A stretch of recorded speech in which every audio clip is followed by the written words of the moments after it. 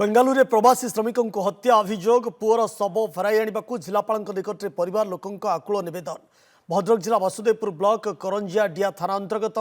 खेड़ुआलपुर गाँव नारायण मल्लिक पुओ निराकार मल्लिक बेंगालुरु पाइप मिस्त्री भाव कार्य कर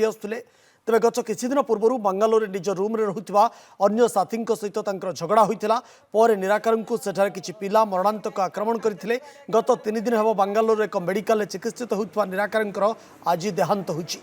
अभाव अनटन गति करुवा परिवार पक्षर पुअर शव बेंगालुरु आने को सक्षमता नहीं तेणु पुअर मरशरीर फेराई आने लगी जिलापाल निकट में आकुल नवेदन कर परिवार लोके पुओ सहित जुक्ति करी तू फोडिंग खर्च दबु ना आम ते मारिमु एमती कथा होते दी जन बाड़े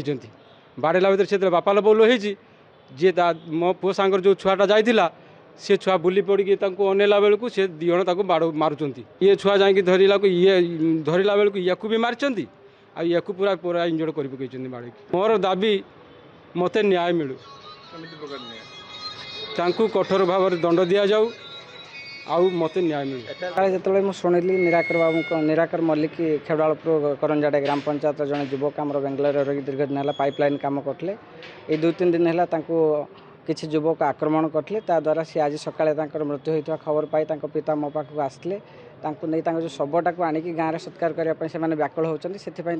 आज जिलापाल ऑफिस आम आसलु जिलापाल आम जनईछु आ तार तुरंत पदक्षेप नहीं शव केमी ये आसी सत्कार हो पार से प्रति जिलापाल जत्नवान अच्छा